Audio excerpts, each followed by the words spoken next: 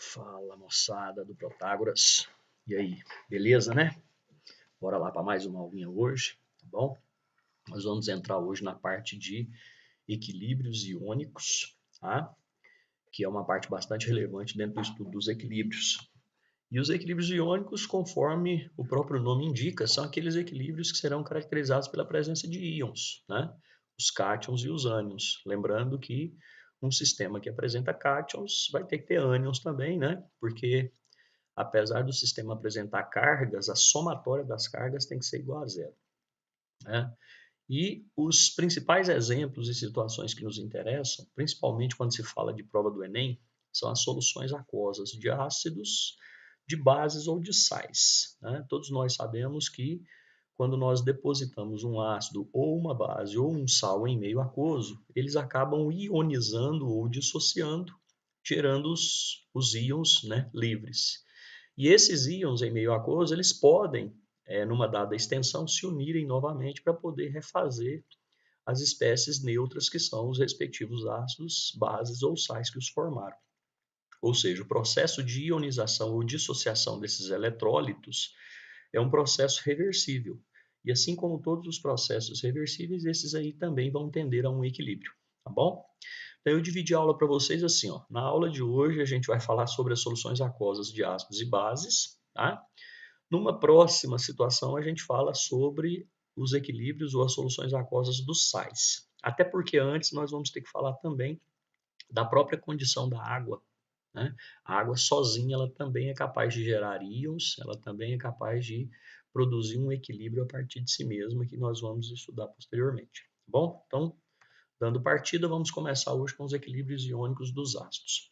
O primeiro dado a ser considerado aqui, que é importante para vocês, é lembrar que os processos de ionização dos ácidos, eles só são reversíveis num grau que nos interessa para os chamados ácidos fracos, né? Então vejam que eu destaquei isso para vocês. Equilíbrios iônicos de ácidos e bases só interessam os fracos, ok? Isso porque quando um ácido é forte ou quando uma base é forte, o processo de ionização ele praticamente ocorre 100% impedindo que ocorra a reversibilidade. E não tem o menor sentido nós trabalharmos com um equilíbrio se não houver reversibilidade. Tá? Então é preciso que a reação vá e volte. E para que a gente tenha a garantia de que ela vá e volte, o ideal é que o eletrólito seja fraco. Beleza? Então, eu estou considerando aqui um ácido hipotético, né? Um ácido genérico, que eu chamei de HA, onde esse A aqui é um ânion qualquer, que é justamente a parte do ácido que difere esse ácido dos demais. Então, eu peguei um ácido HA e botei para reagir com água. Lembre-se de que na reação do ácido com a água, que a gente chama de ionização, o oxigênio da água disponibiliza um par de elétrons para o hidrogênio, né?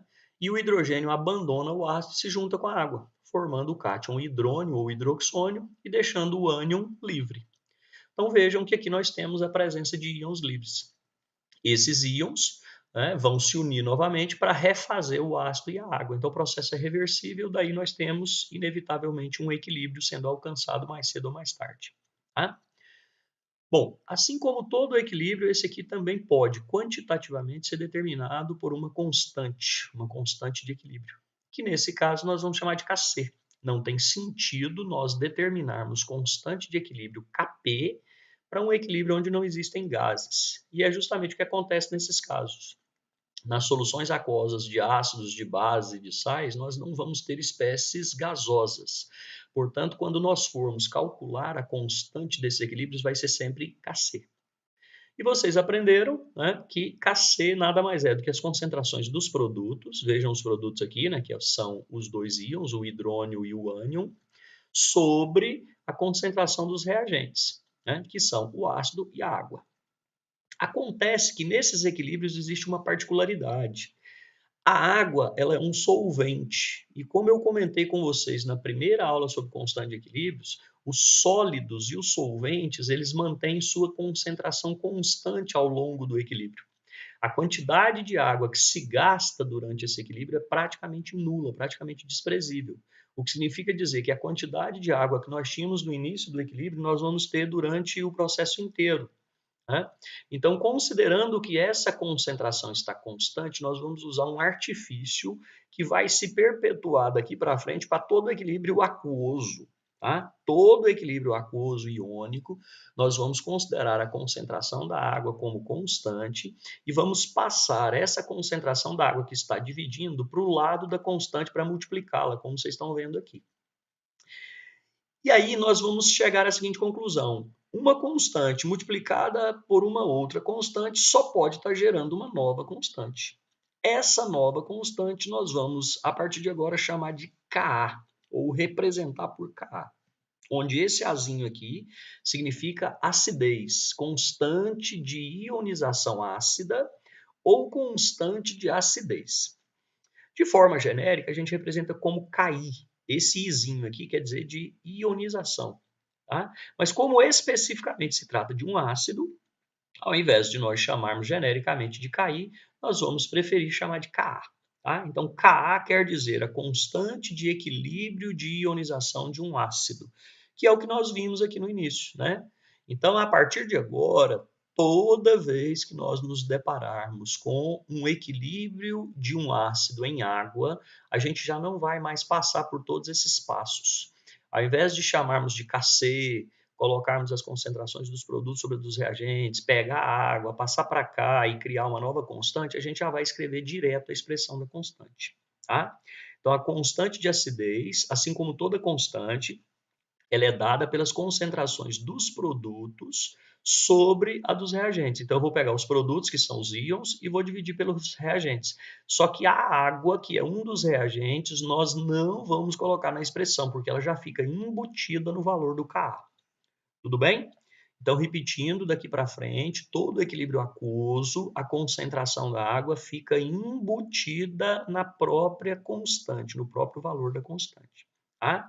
Então, quando nós tivermos que calcular a constante de acidez, a gente pega as concentrações dos íons, que são os produtos, e vamos dividir pela concentração do ácido que não ionizou. Tá? Genericamente é isso. Tranquilo? Bom, simplificadamente, nós sabemos que a ionização de um ácido ela pode ser representada sem a presença da água na equação. Vejam que a água ficou implícita aqui. Né? Esse é o mesmo ácido hipotético que eu estava representando, e a gente costuma representar a ionização dele como produzindo um H+, e o A-, que é o ânion qualquer. Né? Isso daqui é uma forma mais simples de se escrever, mas é uma forma completamente aceita, né, no meio químico, e é a que a gente mais usa nos equilíbrios ácidos, ok? Até porque a água ela mantém sua concentração constante, e nesse caso quantitativo ela é considerada um coadjuvante no sistema. Então, logo, se aparecer uma equação dessa e pedir para a gente escrever o Ka, nós vamos fazer da forma como eu acabei de dizer para vocês. Vamos pegar as concentrações dos produtos, que são os íons, e vamos dividir pela concentração do reagente, que é o ácido não ionizado. Tá? Vejam que nesse caso a gente não precisa embutir o valor da água no Ka, porque a água nem aparece na equação. Dessa forma simplificada tem essa vantagem de não causar essa dúvida a respeito da água. Tá? Mas não se esqueçam, a concentração da água está embutida aqui no Ka. Bom? E matematicamente é bom você lembrar que a concentração desse H+, que você está vendo nesse equilíbrio simplificado, é a mesma concentração do H3O+.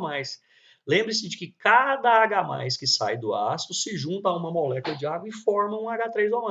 Então, quantitativamente, H3O+, e H+, são a mesma coisa, quer dizer, eles têm o mesmo valor, suas concentrações são idênticas. Então, se eu escrevo assim na expressão do Ka com H+, ou se eu escrevo assim com H3O+, o resultado final é exatamente o mesmo. Certo? Então, normalmente, nós vamos usar essa forma mais simplificada aqui para a gente ganhar um pouquinho mais de tempo e descomplicar a nossa interpretação.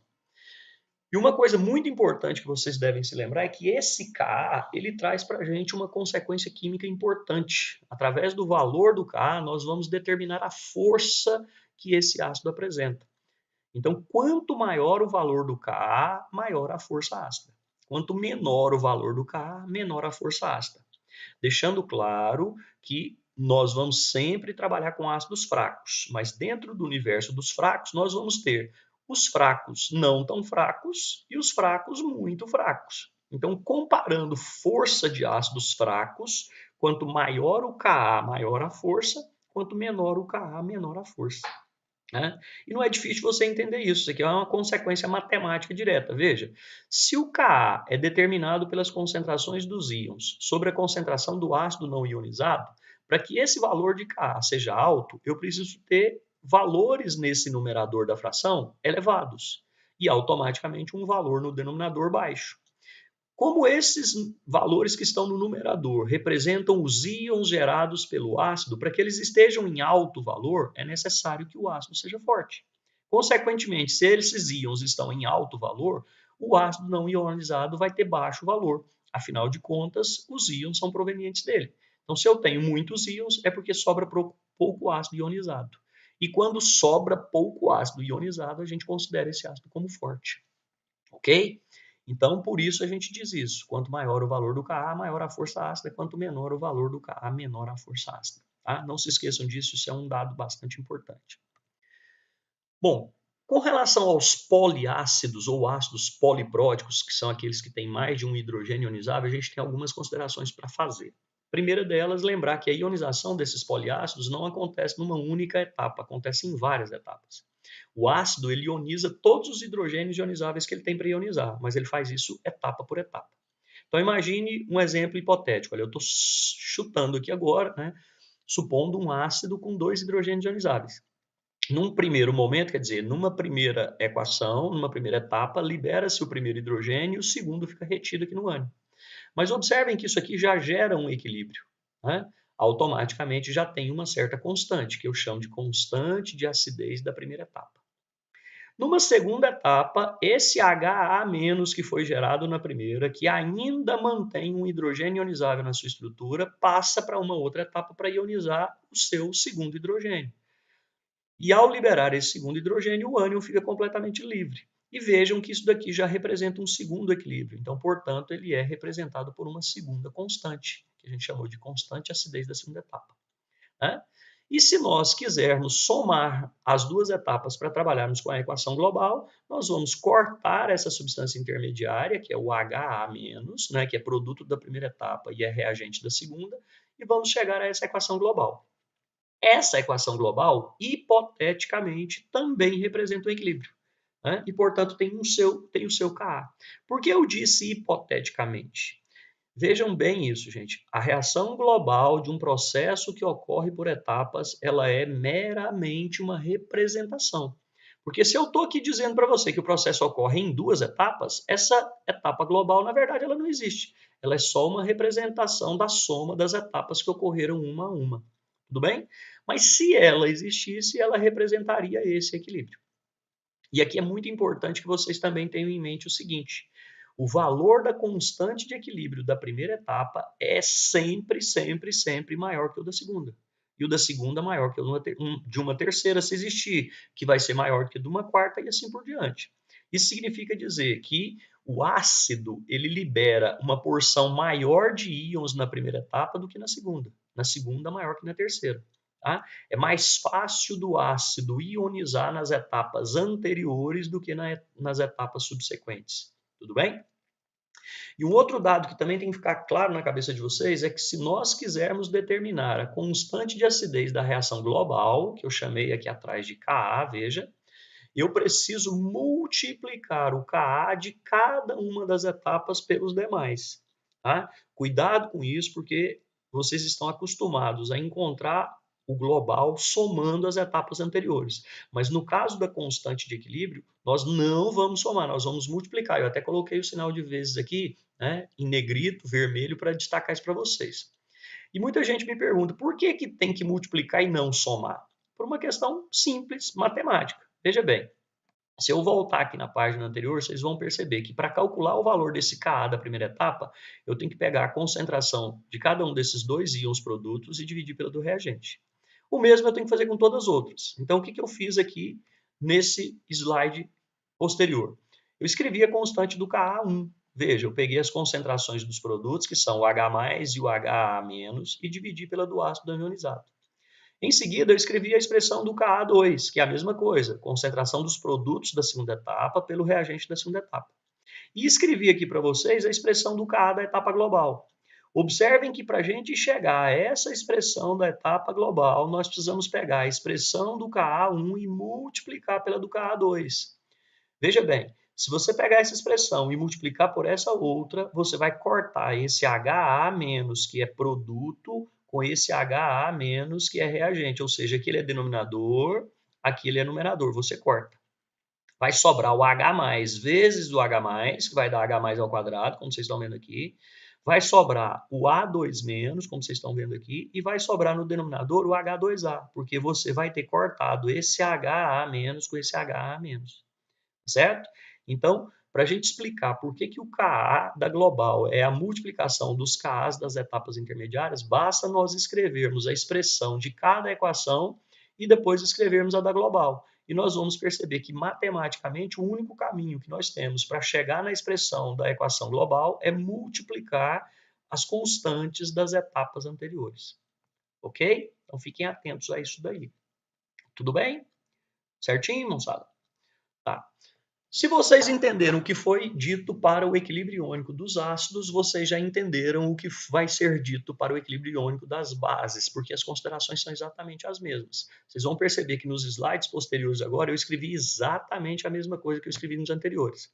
Tá? Para não passar batido, eu vou relembrar com vocês. Vejam, os equilíbrios iônicos de base só nos interessam as fracas. Pelo mesmo motivo dos ácidos, ou seja, só as bases fracas apresentam uma reversibilidade do processo que garante a existência do equilíbrio. Bases fortes dissociam praticamente 100% e não nos interessam. Se alguém pedir para a gente calcular a constante desse equilíbrio, nós vamos ter que fazer na forma de Kc. Lembre-se de que não existe Kp para equações onde não há gases, que é o caso aqui. E aí eu pego as concentrações dos produtos, que são os íons, e divido pela dos reagentes. Só que, mais uma vez, vocês estão vendo que um dos reagentes é a água. E conforme eu comentei com vocês, todos os equilíbrios iônicos aquosos, a concentração da água é constante. Se essa concentração é constante, ao invés de nós deixarmos ela aqui dando trabalho matemático, nós vamos passar essa concentração da água que está no denominador para o outro lado da equação, multiplicando a constante, para gerar uma nova constante. Veja, constante vezes constante vai dar uma nova constante. Essa nova constante agora nós vamos chamar de constante de dissociação básica ou constante de basicidade. Genericamente, a gente pode chamar de KD, esse Dzinho de dissociação, ou KB, que é o mais comum de usar, o Bzinho de basicidade. Tá? Então, vejam que quando aparecer um equilíbrio iônico aquoso de dissociação de uma base, nós não precisamos mais fazer todo esse passo a passo. A gente já vai direto para pegar as concentrações dos produtos e dividir pela dos reagentes. Só que a água é um reagente que está fora. Nós vamos ignorar a água nesse cálculo, porque a concentração dela fica embutida no próprio KB. Ok? Simplificadamente, como nós fizemos com os ácidos, nós podemos escrever a equação de dissociação da base assim, olha, o cátion separado do ânion. Né? E se alguém então pedir para calcular a constante desse equilíbrio, a gente já vai direto escrever KB, porque nós identificamos que se trata de uma base. E o KB são as concentrações dos produtos, que são os íons, dividido pela dos reagentes. Veja que aqui eu nem vou ter aquela dúvida sobre usar ou não a água no cálculo, porque a água nem aparece, ela está implícita na equação. Na verdade, a concentração da água não foi ignorada, ela está implícita aqui no KB. Beleza? De forma análoga ao que eu disse para vocês em relação aos ácidos, aqui também vale a interpretação do KB. Quanto maior o KB, maior a força da base. Quanto menor o KB, menor a força da base. Tá? Lembrando que a gente sempre vai trabalhar com bases fracas. Mas quanto menor o KB, mais fraca essa base. Tudo bem? Na hora de comparar, se a gente quiser saber qual base é mais fraca do que todas as outras, nós utilizamos os valores de KB. Quanto menor o KB, menor a força básica. Para as polibases, também vale o mesmo comentário que eu fiz para os poliácidos. As polibases elas vão dissociar em etapas. Tá? Na primeira etapa existe um equilíbrio e, portanto, uma constante, que eu chamei de KB número 1, KB da primeira etapa. Na segunda etapa existe um outro equilíbrio que tem uma outra constante, que eu chamei de KB número 2. E a etapa global, que é uma representação, ou reação global, melhor dizendo, que é uma outra representação, também teria o seu KB. Tá? Lembre-se de que o KB da primeira etapa é sempre maior que o da segunda maior que o da terceira, se existir, e assim vai. E lembre-se também de que o KB da global é a multiplicação dos KBs das etapas anteriores. Exatamente da mesma forma como eu expliquei para vocês para os ácidos. Tá certo? Então, não é possível você me dizer que entendeu o que eu disse para os ácidos e não entendeu para as bases, porque as considerações são exatamente as mesmas. Tanto é que eu passei aqui pelas bases de uma forma mais rápida para poder não ficar muito repetitivo para vocês, tá bom? Mas as considerações são idênticas. Beleza? Tudo bem até aqui? Tá. E para a gente finalizar, nós vamos reproduzir aqui uma lei estabelecida por um alemão chamado Ostwald, que teve a curiosidade de buscar uma relação entre as constantes de equilíbrio, que pode ser Ka ou Kb, né? Se for um equilíbrio ácido eu chamo de Ka, se for um equilíbrio básico eu chamo de Kb, a concentração, né, que é a molaridade do sistema, e o alfa, que é o grau de ionização. Então ele trabalhou da seguinte forma: imagine um eletrólito genérico, que eu chamei de AB aqui, né? Esse eletrólito pode ser um ácido ou uma base. Se ele for um ácido, esse A vai ser o cátion H+. Se for uma base, esse ânion vai ser o B-. Tá? Então eu já estou usando uma estrutura hipotética que eu já represento e já mostro para vocês esse desenvolvimento tudo de uma vez só. Tá? Então lembre-se que isso aqui vale para ácidos e para bases. Bom, vamos montar aquela tabela de equilíbrio, aquela famosa tabela de equilíbrio para a gente ver no que vai dar. Observe que no início nós vamos ter somente o ácido ou somente a base na sua dada concentração essa que eu posso representar entre colchetes ou pelo emão, né, M de molaridade. Lembre-se de que a concentração que nós utilizamos nesse quadro é a concentração em mol por litro, molaridade. Bom? Então aqui nós vamos ter esse ácido e essa base numa dada molaridade. Lembre-se também de que essa molaridade ela é definida pelo experimentador. O químico que está fazendo o experimento manipula essa molaridade. Ele pode trabalhar com soluções mais concentradas ou soluções mais diluídas, vai depender da vontade dele. Tá? Então, inicialmente, tudo que se tem é esse ácido ou essa base presentes no sistema. 0 do cátion, 0 do ânion, porque a gente considera que no início a reação ainda não começou. A partir do momento que essa reação de ionização ou processo de dissociação acontece, uma certa quantidade dessa molaridade vai se converter em íons. E essa quantidade vai depender do alfa, que é o grau de dissociação, né? O grau genérico de equilíbrio. Então, esse alfa ele é dado em porcentagem. Imagine se você tivesse uma molaridade qualquer e o alfa fosse 50%. Qual a quantidade dele que efetivamente vai reagir? O que tinha vezes 50%. Né? Então, eu pego a molaridade, multiplico pelo alfa e descobri quanto reagiu. Automaticamente descobrindo quanto reagiu, eu já descobri quanto forma. Lembre-se de que a proporção no reage forma é a mesma proporção da reação balanceada, 1 para 1 para 1. Então, se nós temos uma concentração de 1 para 1 para 1 e aqui reagiu molaridade vezes alfa, formou aqui molaridade vezes alfa e formou aqui molaridade vezes alfa. Para encontrarmos os valores no equilíbrio é só fazermos o saldo. Se eu tinha uma certa molaridade e dela reagiu M-alfa, vai sobrar M menos M-alfa. Se eu não tinha nada do cátion, formou M-alfa, eu vou ter no equilíbrio M-alfa. Se eu não tinha nada do ânion, formou M-alfa, eu vou ter no equilíbrio M vezes alfa. Vamos agora pegar esses dados da linha do equilíbrio e vamos substituir na constante desse equilíbrio. Lembrando que essa constante de equilíbrio pode ser Ka ou Kb, que genericamente a gente chama de Ki. Tá? I para lembrar de íons. Então, eu pego as concentrações dos produtos, que são os íons gerados pela ionização ou ionização do ácido ou dissociação da base, e divido pelo ácido ou pela base que não ionizou ou dissociou. Tá? Então, eu vou pegar a concentração de um dos produtos, que é, voltando na tabela, M vezes alfa, multiplicar pela do outro produto, que também é M vezes alfa, e vou dividir pela dos reagentes, que é M menos M alfa, que foi o que eu fiz aqui, veja. Molaridade alfa vezes molaridade alfa sobre a molaridade menos M alfa. Tá.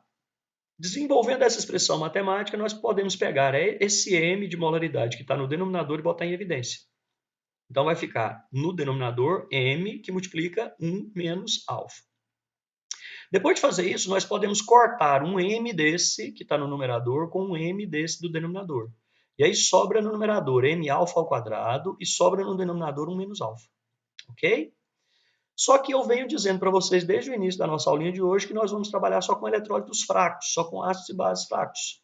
E nós aprendemos lá na química inorgânica que um ácido e uma base fracos apresenta um alfa menor que 5%. Ou seja, ele é menor do que 0,05. Né? 5% equivale a 0,05. Então, essa expressão 1 menos alfa, ela ficaria 1 menos, no máximo, 0,05, o que vai dar praticamente 1. E se essa expressão 1 menos alfa é praticamente igual a 1, eu posso simplesmente não usar esse denominador no meu cálculo. Consequentemente, vai sobrar que a constante de equilíbrio do ácido ou da base, o Ki, né, que nesse caso aqui pode ser Ka ou Kb, ele é o produto da molaridade vezes o alfa ao quadrado. Né? Essa expressão que foi criada pelo Ostwald mostra para a gente a relação entre a constante de acidez ou basicidade, a molaridade e o alfa. Vejam que para manter essa constante, né, como o próprio nome indica, será necessário nós multiplicarmos esse m vezes esse alfa. Como eu disse para vocês no começo, a molaridade, o químico, ele manipula, ele determina se ele vai trabalhar com uma solução mais concentrada ou mais diluída. Né? Então, se ele usa uma molaridade, ou seja, uma concentração mais alta, uma solução mais concentrada, nós vamos perceber que nessa solução mais concentrada, a ionização do ácido ou a dissociação da base é menor, porque esse alfa tem que diminuir, uma vez que o produto dos dois é uma constante. Como o valor dessa constante depende única e exclusivamente da temperatura, se eu trabalhar com soluções mais concentradas, onde essa molaridade é mais alta, o alfa, consequentemente, vai ter que ser mais baixo. Tá? Então, nós chegamos à conclusão de que um ácido e uma base ionizam ou dissociam em maior grau, em maior porcentagem, quando a molaridade é menor. Veja, quanto menor a concentração, maior o grau de ionização. O que faz com que esse ácido e essa base sejam melhores condutores de eletricidade quando eles estiverem diluídos do que quando eles estiverem concentrados. Né? Lembre-se de que quanto maior for o percentual de íons na solução, maior é a condutividade elétrica dessa solução. Né? Mais íons, maior condutividade. Menos íons, menor condutividade. Tá? Então, o que determina o percentual de íons que o ácido ou a base deve gerar em meio aquoso é a concentração do mesmo. Tá? Soluções concentradas geram proporcionalmente menos íons do que soluções diluídas. Essa é a conclusão a que nós chegamos com essa lei da diluição de Ostwald. Ok?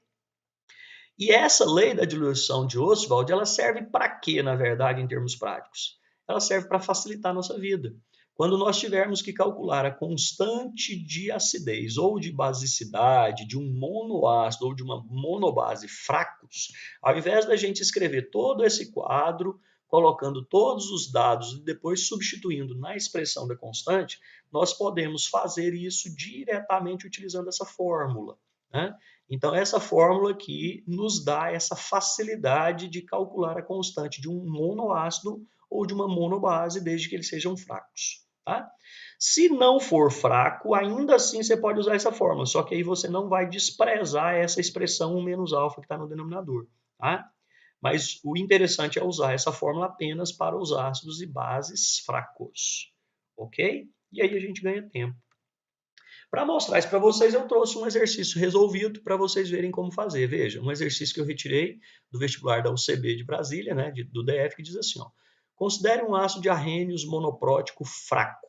Ácido monoprótico é um monoácido, né? E ele é fraco. Olha o Ka dele, 10 a menos 11. Né? É um valor bem baixo. E conforme a gente viu anteriormente, quanto menor o valor do Ka, mais fraco. Né?